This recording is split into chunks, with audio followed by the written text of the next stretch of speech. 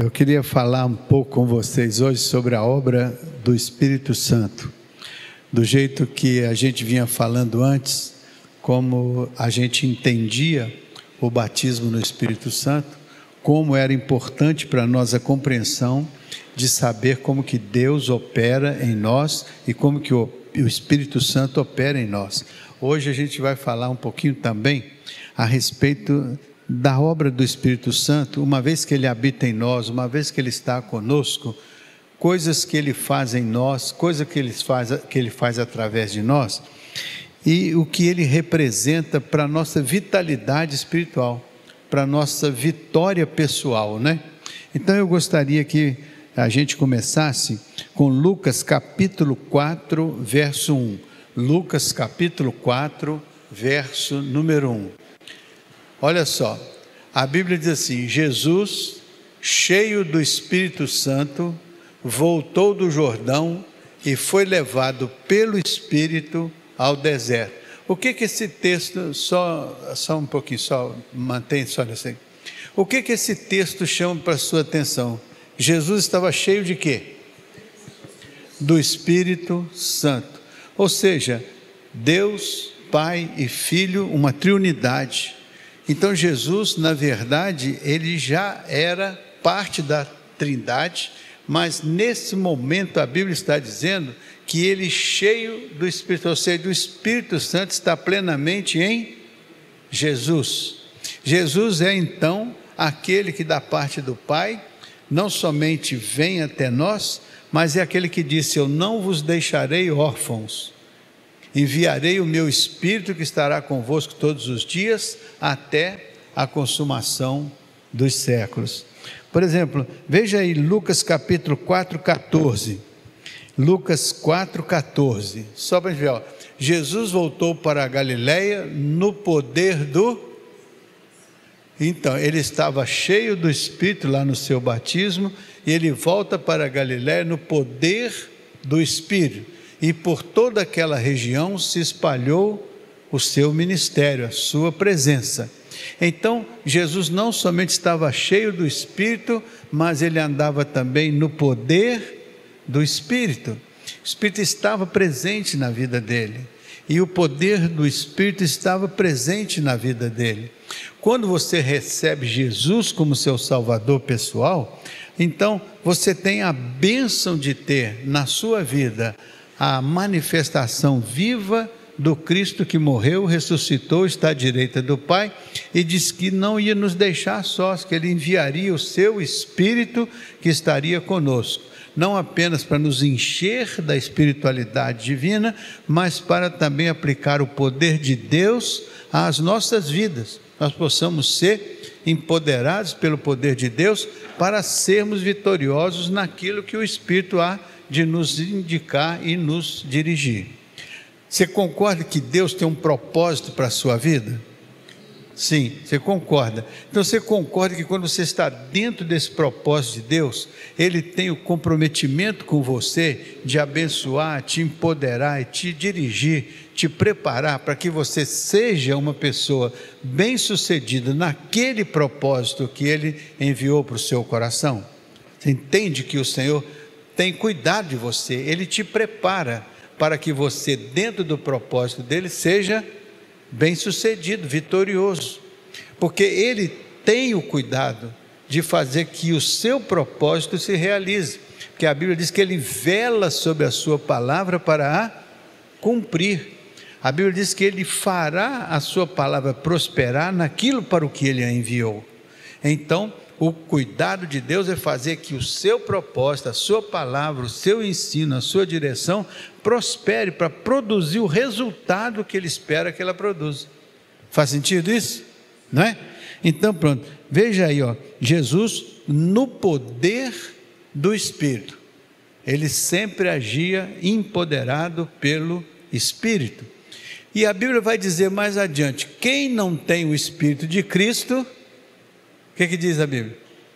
Não é dele. Quem não tem o Espírito de Cristo não é dele. Então veja só, Lucas 4,18, vamos ver aí, ó.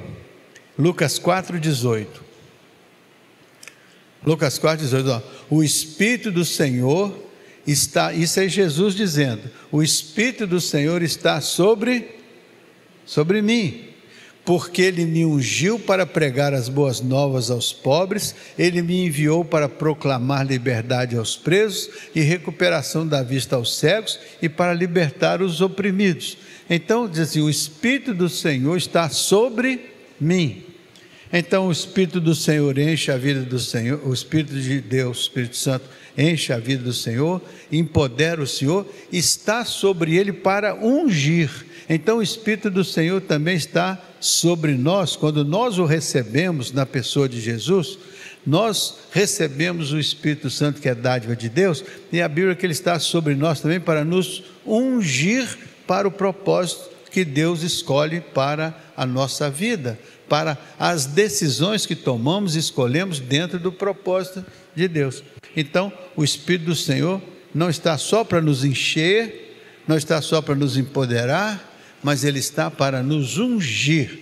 Então, todo dia que você for orar, peça ao Senhor isso, Senhor, eu quero ser ungido pelo Teu Espírito. Por isso que a unção no Velho Testamento é muito importante, a unção com óleo, e o óleo é o símbolo do Espírito. Então o Espírito vai ungir a vida daqueles que se identificam com o Senhor. A graça de Deus entra na nossa vida como um dom especial de Deus, e a Bíblia diz que ao entrar a graça de Deus em nós pelo seu Filho Jesus, o Espírito está presente para trazer sobre nós a unção. Você já orou sobre a unção de Deus sobre a sua vida? Às vezes a gente ora para que Deus derrame uma unção especial sobre a nossa igreja, uma unção sobre a nossa família, uma unção sobre a nossa cidade, porque a unção de Deus é o resultado do derramar da graça de Deus sobre nós. Faz sentido isso? Faz, né? Deixa eu dar mais um passo aqui com vocês. O João 3:6. João 3:6. Olha o que diz João 3:6. Então vocês já viram que o Espírito enchia a vida de Jesus, empoderava a vida de Jesus, trazia unção especial. Agora 3:6. O que nasce da carne, olha só assim, o que nasce da carne é carne, mas o que nasce do Espírito é Espírito. Então significa que existe uma maneira diferente de você entender o seu nascimento. No primeiro momento você nasce da carne, você é um organismo vivo, nascido da carne, com todas as condições do homem natural. Mas além disso você pode também nascer do Espírito. Você pode me dar um exemplo bíblico de o que é nascer do Espírito? Quem foi no Evangelho que teve esse ensino através de Jesus? Nicodemos, né? Nicodemos, isso mesmo. Nicodemos ficou em crise quando Jesus disse que ele precisava nascer de novo. Ele disse, mas como que eu vou nascer de novo, se eu já sou velho? Talvez ele estivesse pensando em reencarnação, mas reencarnação não é nascer de novo, é reencarnar, é diferente, né? Segundo a teoria. Mas nascer de novo é nascer do Espírito. Então Jesus disse para ele assim, olha, Nicodemos, o que nasce da carne é carne, o que nasce do Espírito é Espírito.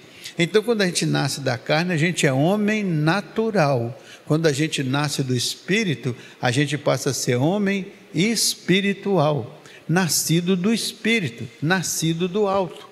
Não é nascido da carne, não é nascido do ventre materno, é nascido do Espírito Santo, que entra na nossa vida e planta na nossa vida a experiência da grande salvação.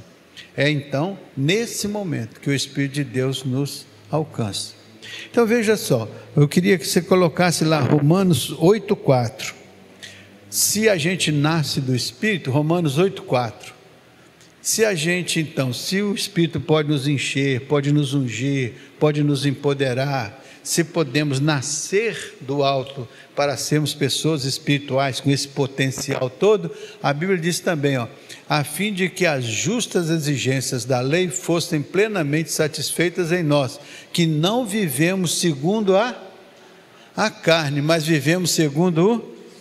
Então, nós quando nascemos da carne, somos homens naturais, vivemos segundo a carne. Podemos ter bons comportamentos, podemos ter boas atitudes, podemos ser pessoas boas, mas somos pessoas carnais, naturais. Agora a Bíblia diz que nós podemos nascer do Espírito, ou seja, o Espírito de Deus pode produzir em nós o que a Bíblia chama um novo nascimento. Então, se nós nascemos do alto, se nascemos do Espírito, se nascemos espiritualmente de Deus, se o Senhor entra na nossa vida e estabelece uma nova criatura espiritual, uma criação espiritual em nós, no sentido de nos fazer ser morada de Deus em Espírito, a Bíblia diz então que não andamos mais segundo a carne, mas passamos a andar segundo o Espírito. Então andar significa um estilo de vida. É como se nós vivêssemos segundo a carne quando não somos crentes e passamos a viver segundo o Espírito porque somos crentes. Então ser crente abre para mim um novo conteúdo de vida, um novo conteúdo de existir, um novo conteúdo de vida, porque agora eu nasci do Espírito, agora o Espírito de Deus habita em mim, e se Ele habita em mim, eu vivo conforme o Espírito. Mas a Bíblia diz, não extingais significa que nós também podemos anular a obra do Espírito dentro de nós. Então, sendo crentes, podemos viver segundo a carne, mesmo sendo crentes, porque podemos ser o que Paulo chamou de carnais. Então podemos ser crentes, podemos ter o Espírito do Senhor em nós, mas podemos anular a obra do Espírito, dando vazão à nossa carnalidade humana. Por isso que muitas vezes nós somos crentes, mas não experimentamos a vitória que o crente poderia experimentar, porque mesmo sendo crente, vivemos segundo a carne. Quantas vezes nós temos dificuldades, às vezes familiar, às vezes no trabalho, porque as nossas ações e atitudes não são segundo o Espírito, muitas vezes elas são segundo ou conforme a carne. E Paulo diz, na minha carne não habita bem algum. A Bíblia diz, o meu coração é enganoso, é corrupto, é maldoso. Mas o Senhor quer transformar o nosso coração exatamente por sermos vasos para honra. Nós somos vasos para honra, porque existem também vasos para desonra. Então andar no Espírito é vaso para honra. Andar no Espírito é receber a unção do Santo. Andar no Espírito é ser empoderado pelo Senhor. Andar no Espírito é ser cheio do Espírito. Paulo disse assim, não vos pude falar como a espirituais, mas tive que vos falar como a carnais, porque ainda sois infantis, bebês espirituais, nem tendes condições de alimento sólido, porque vocês estão nos primeiros passos. Então ele está deixando de ser um homem natural, está espiritualmente falando uma nova criatura, mas começando como um bebê espiritual, por isso que ele tem que crescer. Então a Bíblia diz que a salvação é um ato, você é salvo naquele momento, mas a Bíblia disse que a santificação é o desenvolvimento da nossa espiritualidade, até chegarmos à estatura do varão perfeito, que será a glorificação dos nossos corpos mortais. Então Paulo diz, olha, eu às vezes falo com vocês como a carnais, porque vocês são muito elementares, muito rasos na espiritualidade. Então gostaria de falar com vocês como espirituais, já maduros na fé, já cresceram na fé, já se desenvolveram na fé, já se tornaram homens espirituais, mulheres espirituais, cheias do Espírito Santo, plenas do Espírito Santo, ungidas pelo Espírito Santo. Aí já não andamos mais segundo a carne, mas andamos segundo o Espírito. Então eu posso ver na minha vida espiritual, se eu estou andando segundo a carne, a Bíblia diz, eu andando no Espírito não vou cumprir as concupiscências da carne, mas se eu andar nas concupiscências da carne, não vou cumprir a espiritualidade prometida pelo Senhor e ensinada pela palavra. Faz sentido isso para vocês? Então, veja aí, veja João 3,34, João 3,34, João 3,34, olha lá. Pois aquele que Deus enviou fala as palavras de Deus, porque Ele dá o Espírito sem limitações. Na minha versão diz, Deus não dá o Espírito pela metade. Ou seja, então você não tem meio Espírito Santo dentro de você. Então não é o Espírito que não está dentro de você, é você que não dá ao Espírito o espaço que ele precisa para encher a sua vida da espiritualidade.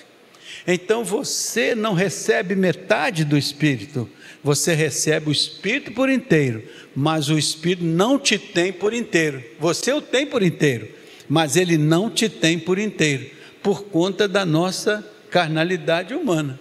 Então nós precisamos entender que o Espírito está em nós, o Espírito habita em nós, o Espírito é uma dádiva de Deus, o Espírito é o penhor da nossa herança, mas ele precisa não somente que nós o tenhamos, é preciso que ele nos tenha na plenitude da nossa consagração a ele. Isso é que faz a nossa vida ser transformada de glória em glória, isso é que faz a nossa vida crescer. A Bíblia diz, uma coisa eu faço, esquecendo das coisas para trás, prossigo para o alvo da soberana vocação de Deus em Cristo Jesus. A estatura do varão perfeito é um alvo, é uma meta que eu busco, que eu procuro alcançar.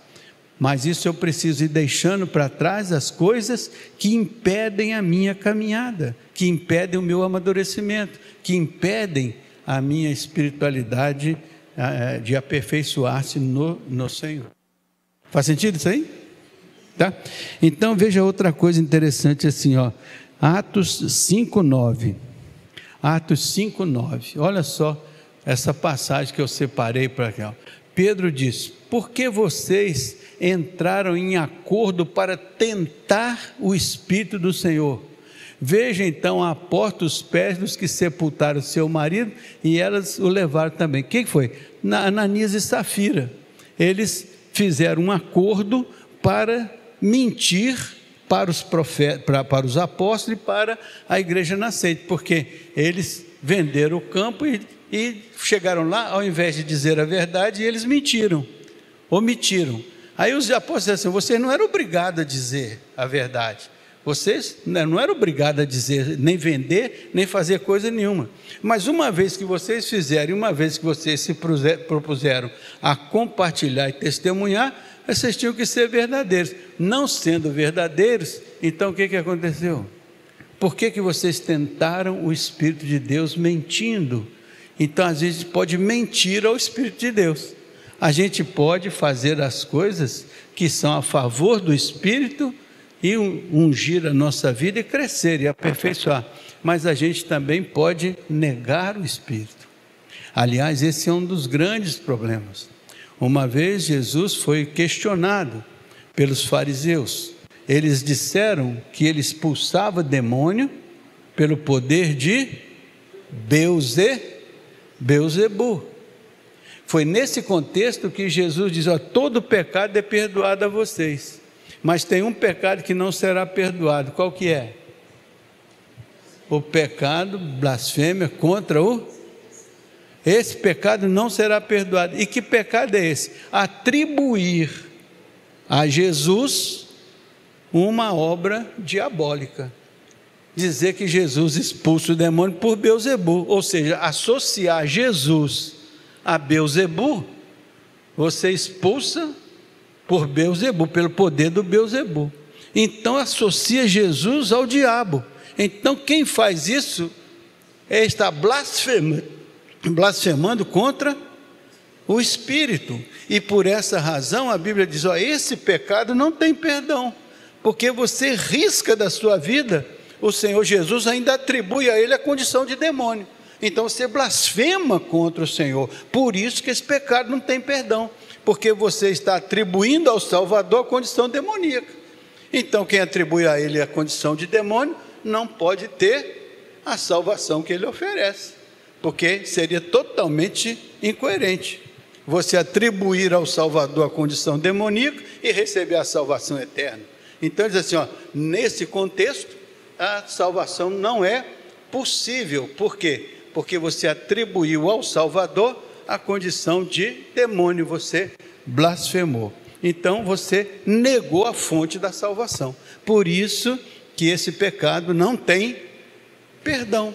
Porque para ter perdão era preciso que tivesse reconhecimento de pecado, e tivesse confissão de pecado, e tivesse humildade de receber o perdão do pecado pelo sangue de Jesus. Mas se você diz que Jesus é o demônio, então você não tem perdão, não tem fonte perdoadora. Vocês entenderam isso? É muito comum a pessoa, a pessoa ficar angustiada, né? Acho que eu pequei contra o Espírito Santo, acho que eu blasfemei, acho que eu fiz isso, fiz aquilo. Na verdade, fica claro que o pecado contra o Espírito Santo é você atribuir a Jesus uma obra demoníaca, como se ele por Beelzebu atuasse. E ele então, na cabeça daqueles que o julgaram desta manhã, não era o Filho de Deus, o Salvador, era o demônio. E se eu digo que ele é o demônio, como é que ele vai ser meu Salvador? É impossível isso. Fica claro para vocês esse entendimento? Então vocês podem ler depois na Bíblia e vocês vão ver que está bem explicadinho isso lá. Só que a gente às vezes passa por cima e fica todo angustiado porque pensa que pecou contra o Espírito Santo aqui, ali e acolá. O pecado contra o Espírito Santo é quando você atribui a obra dele como se fosse uma obra demoníaca. Beelzebu expulsando Beelzebu. Então, se você faz parte desse time, então você não está nem preocupado com salvação. Por isso que você não a terá mesmo. Não terá perdão de pecado, porque você não reconhece a fonte perdoadora. Então é muito importante. Veja outra coisa interessante, ó. Romanos 8,6. Veja só, Romanos 8,6. Só para a gente... Eu estou falando aqui do Espírito Santo, da obra do Espírito Santo. O Espírito Santo nos enche, o Espírito Santo nos unge, o Espírito Santo nos empodera, o Espírito Santo nos conforta, o Espírito Santo nos guia, o Espírito Santo nos convence, o Espírito Santo nos abençoa. Mas nós podemos extinguir o Espírito, podemos limitar a obra do Espírito em nós, podemos também ser carnais de tal maneira que a gente, andando segundo a carne, não dá lugar ao Espírito. O Espírito quer nos possuir. Então nós podemos possuir o Espírito, mas é mais importante que Ele nos possua e nós possamos ser nas mãos dEle instrumentos que Deus vai utilizar, não é verdade? A mentalidade da carne é o quê? Morte. Mas a mentalidade do Espírito é o quê? Então está dizendo, a obra da carne produz uma mentalidade, ou a mentalidade carnal produz morte. Que tipo de morte? Morte espiritual, mata as coisas de Deus, mata a palavra de Deus, mata o poder de Deus, mata a unção de Deus, mata as coisas que Deus quer construir na sua vida. A mentalidade carnal mata, morte, anula. Agora, a mentalidade do Espírito é o quê? É vida e é paz. Então eu quero paz na minha vida, eu quero vida abundante, vida espiritual. Eu tenho que desenvolver uma mentalidade espiritual.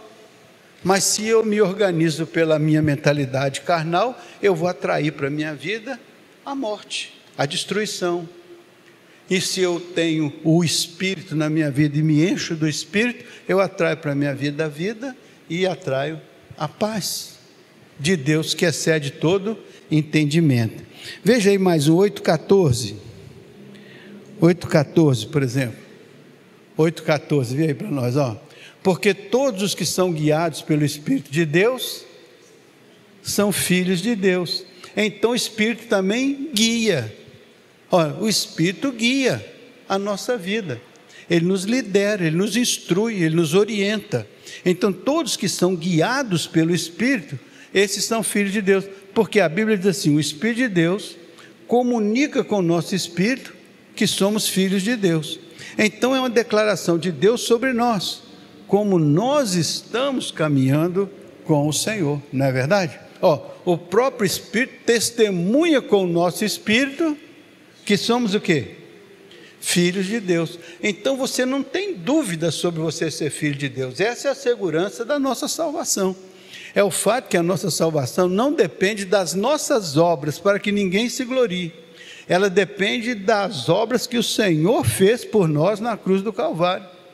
ela depende do amor de Deus, ela depende da graça de Deus. Então isso que depende de Deus. Por isso que quando aceitamos o Evangelho, aceitamos toda a obra do Senhor. E isso faz de nós então pessoas que nascem do alto, nascem do Espírito. Volta lá, por favor, anterior. O próprio Espírito testemunha ao nosso Espírito que somos o quê? Então o Espírito de Deus, além de todas as coisas, ainda nos dá a certeza da nossa paternidade divina. A certeza de que Deus é o nosso Pai e nós somos filhos da sua paternidade. Muitas vezes nós queremos atribuir aos nossos pais, aos nossos antepassados, né, as nossas mazelas, as nossas dificuldades, né? Mas quando você reconhece que a sua paternidade maior é procedente de Deus, então você não tem mais dificuldade com a paternidade. Porque agora você reconhece que Deus te declarou seu filho, então você é herdeiro juntamente com Cristo de todas as benesses do Senhor, que é seu Pai, do qual você é filho. Faz sentido isso? Então, veja, você ia botar o 17, o que é que diz lá no 17 então? Se somos filhos, então somos herdeiros, herdeiros de Deus e co-herdeiros com Cristo. E se de fato participamos dos seus sofrimentos na cruz do Calvário, para que também participemos da sua glória. Então em Cristo morremos para uma velha vida, em Cristo ressurreto nascemos para uma novidade de vida. Por isso que nós somos herdeiros de Deus, co-herdeiros com Cristo, ou seja, herdeiros juntamente com Cristo. Cristo é o unigênito de Deus, é o único, né? Em relação a Maria, ele é o primogênito, então primeiro entre muitos irmãos, né? Então nós somos co-herdeiros com Cristo, nós estamos no lugar de Cristo, mas junto com eles somos herdeiros de Deus, né? Então, para encerrar, eu queria que você colocasse aí 1 Coríntios 2,10. 1 Coríntios 2,10. Eu estou dando aqui uma visão, um overview aqui na palavra, para vocês terem ideia da importância do Espírito Santo na vida de Deus. 1 Coríntios 2,10, por favor. Aí. Mas Deus o revelou a nós por meio do seu Espírito. O Espírito sonda todas as coisas e até mesmo as maiores profundezas de Deus. Então o Espírito Santo revela para nós o Deus poderoso da criação. A palavra de Deus, ela é um instrumento de revelação e o Espírito usa a palavra para aplicá-la ao nosso entendimento. Faz sentido para nós? Então, veja aí 2 Coríntios 1, 22, para encerrar. 2 Coríntios 1, 22. Diz assim: Ele nos selou como sua propriedade e pôs o seu Espírito em nossos corações como garantia do que está, tudo que está por vir. Então, o Espírito do Senhor foi nos dado como penhor da nossa herança, como garantia de tudo que o Senhor prometeu e de tudo que está à nossa frente. Ele selou a nossa vida como uma propriedade sua, e o Espírito Santo é a nossa garantia, é o nosso penhor. Então o Espírito Santo nos unge, nos empodera, o Espírito Santo nos enche, o Espírito Santo nos exorta, o Espírito Santo nos dá plenitude, o Espírito Santo é o poder de Deus em nós, para nos fazer pessoas vencedoras sobre aquilo que poderia ser destrutivo para nós e para aquilo que está ao nosso redor. Faz sentido para vocês? Então você acha que pode orar agradecendo a Deus por você ser o templo, a habitação do Espírito Santo? Você tem essa consciência de que o Espírito Santo habita em sua vida? E que você pode ter toda esta bênção e não ter consciência dela? Sendo um homem carnal, puramente fazendo as coisas segundo a carne e nem percebendo que pode fazer as coisas segundo o Espírito? Então você é um privilegiado, você é uma privilegiada, porque você tem ao alcance da sua experiência pessoal a bênção de Deus, que quer trazer para dentro de você o que Jesus disse aos seus discípulos. Ele disse: eu e meu Pai viremos para vós e faremos em vós morada. O Espírito quer ser vida e vida abundante dentro da vida de cada um de nós. Então o Espírito é uma dádiva de Deus. Ele é o penhor da nossa herança, é a garantia da nossa vida. Nunca pense que você está só, o Espírito está presente na sua vida. Ore hoje, agradecendo a Deus a presença bondosa e benigna do Espírito Santo, como cumprimento de uma promessa de Jesus que disse: não vos deixarei órfãos, enviarei o meu Espírito que estará convosco. Entenda que o Senhor te ama, cuida de você, mandou o Espírito Santo para ser seu apoio na terra, enquanto dura a sua caminhada até chegar ao lar celestial. Amém?